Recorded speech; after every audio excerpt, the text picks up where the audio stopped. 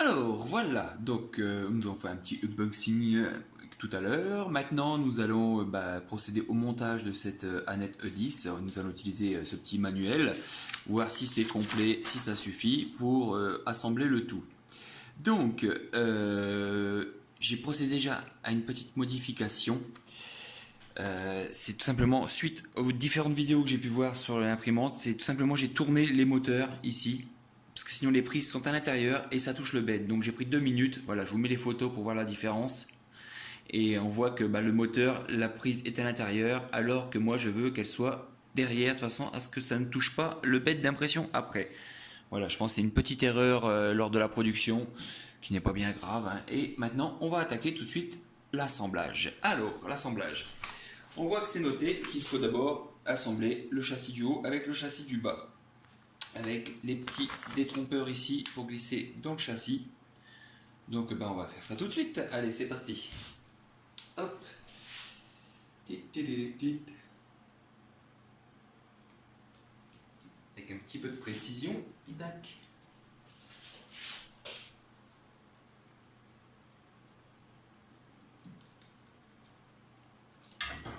C'est sur le côté comme ça qu'il faut les mettre. Voilà, il faut bien les orienter dans la largeur, les petits coulissants pour les...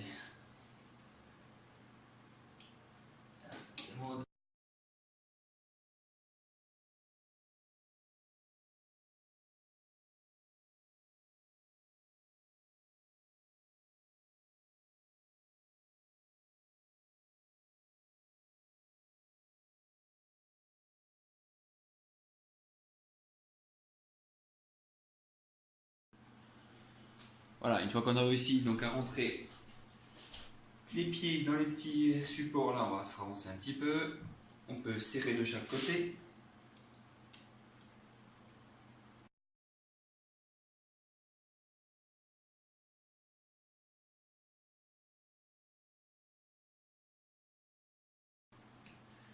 Voilà. Donc la première étape est passée. Maintenant, si on suit l'étape suivante,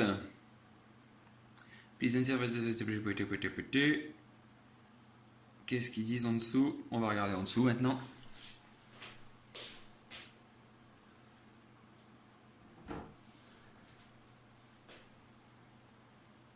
Avec une M20. M20, ça doit être là-dedans. C'est la découverte, hein. Je découvre en même temps que vous. Donc voilà, là vous avez les M20. Vous avez le petit sac avec les vis. Où vous retrouvez donc, c'est marqué dessus, hein, 2 M20, 2 M410 et 3 et 2 M35. Donc les M20, c'est les plus grosses. Tac, on lui balance la M20 dedans.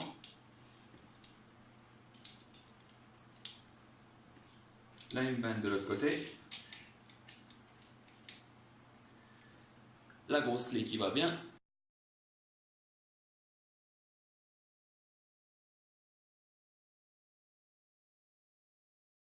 Très peu de pièces. Quand je vois toutes les pièces que j'avais eues sur la Annette A8, oh mon dieu. Donc je n'ai pas pu vous faire de vidéo suite à quelques petits soucis techniques avec. Ensuite, si on continue le montage, après on s'attaque au boîtier électronique. Donc le boîtier électronique qui est juste ici, que l'on va poser là, je pense qu'on le voit dans la vidéo, c'est perfect. Et là, donc ils nous disent de prendre les deux M410. M410, les voici. Et là, c'est tout simplement pour assembler le bras. Voilà, donc côté ventilation, si je prends pareil que sur le dessin, on va reculer un petit peu la bête, histoire d'être dans la vidéo. Voilà. Et là, si on regarde, c'est relativement bien expliqué. Les deux vis se mettent sur l'extérieur comme ceci. Tac. Et là, on va mettre nos deux M410.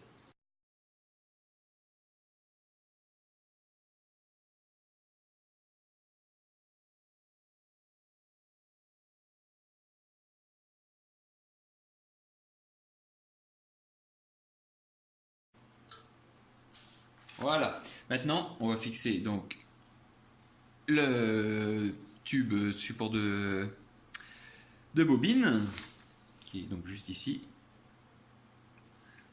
Donc bêtement, hein, on dévisse un côté, comme ceci, clic.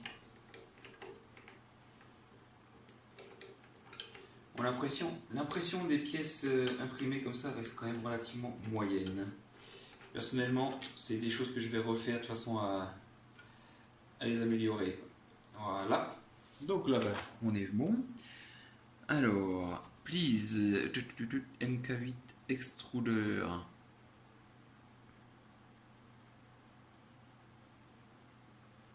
Ouais. Je crois qu'on va regarder directement sur la bête, hein, comment ça fonctionne. Ah, ok, c'est amener l'alimentation de l'extruder.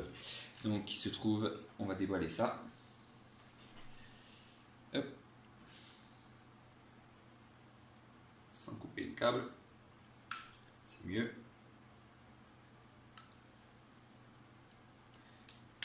Voilà.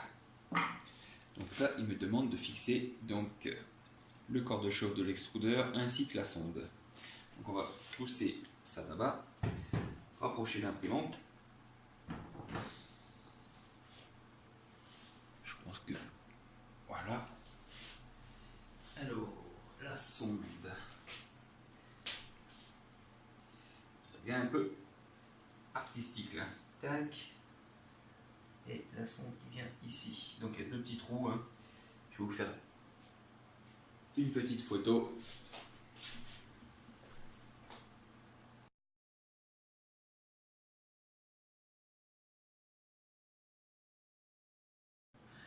Voilà, donc on rentre l'extruder, enfin le corps de chauffe et la résistance dedans. Une petite M305 comme indiqué. Hop.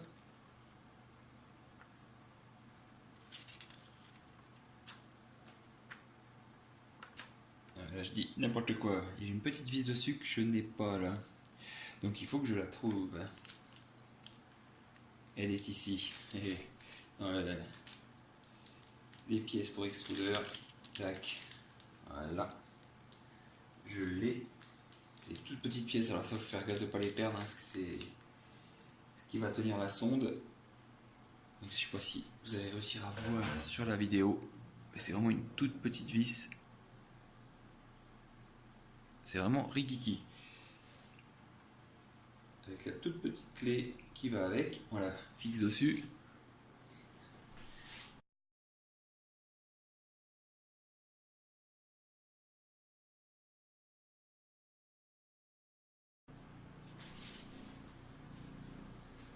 Voilà, l'extruder est donc fixé. Ensuite, il faut donc fixer ce boîtier là-dessus. Et c'est là qu'on utilise des M3 qui sont juste ici.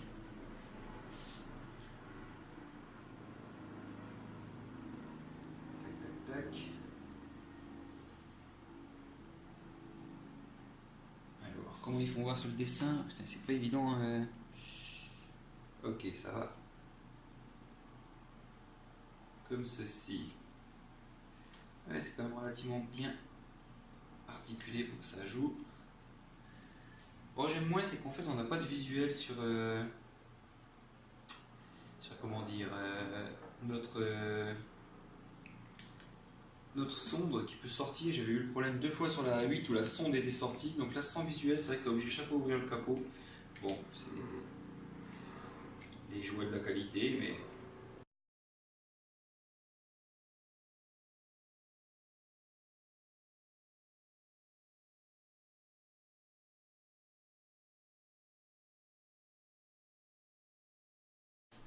Alors voilà, donc l'extruder est monté. Ensuite, ils nous disent donc de passer tout simplement au branchement des X, des Z, voilà, au niveau des capteurs. Donc on va s'occuper de ça. Alors, au niveau des câblages,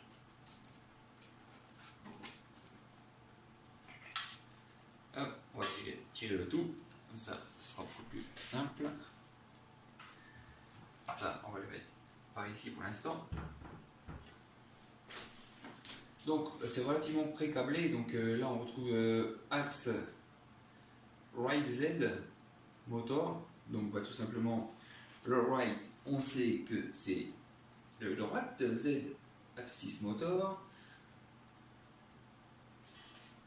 Hop, ensuite on retrouve le Z axis limit switch, donc ça c'est ce qui va se brancher directement sur le petit switch qui fait le contacteur qui est par exemple ici ou ici. Le Z left motor, tac, donc ça vient ici, hein, le gauche. Je pense que ça doit se mettre de l'autre côté normalement. Donc on va déjà brancher, tac, et ici donc si on regarde,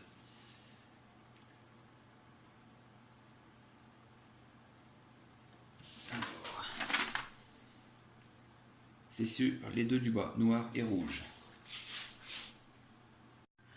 Alors voilà, j'ai effectué les branchements, donc je vous fais voir rapidement, hein. Donc là pour l'axe X et l'extrudeur, donc une prise ici, les branchements des deux connectiques. Pour le Z, donc le Z gauche, il y a les deux petites cosses qui sont ici, et la prise que j'ai retournée qui est ici, le plateau chauffant, l'axe Y, voilà, et le Z droite. Voilà, donc tous les fils sont branchés, donc on va passer à la suite maintenant.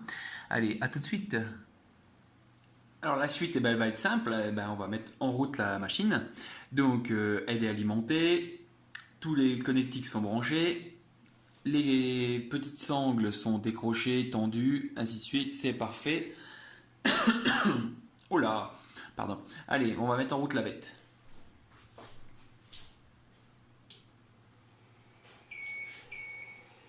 Alors voilà, 3D printer, on entend les ventilos qui se mettent en route. Voilà, on va aller voir dans les menus.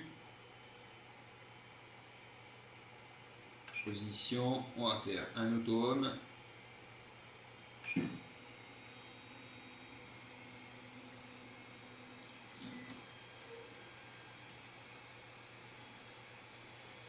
on va essayer de bouger un peu tout ça.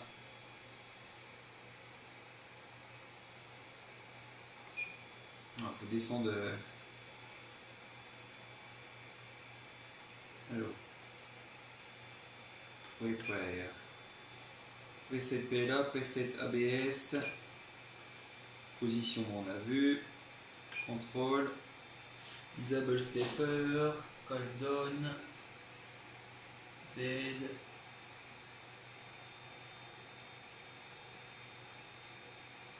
Fan speed. On va disable stepper.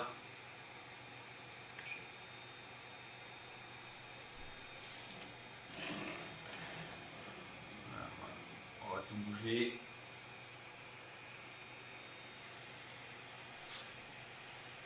Voilà, et on va faire un petit home pour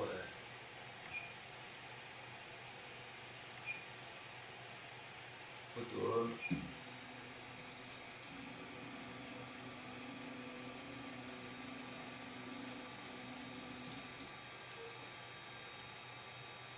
Voilà, donc on voit que l'imprimante est opérationnelle. Maintenant, on va ajouter la bobine, on va régler un peu tout ça et puis on va faire des petits tests d'impression.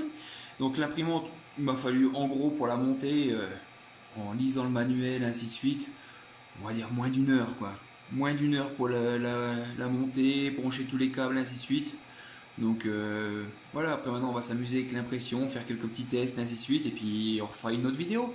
Donc je vais continuer, et puis on se retrouve sur la prochaine vidéo. Ciao ciao.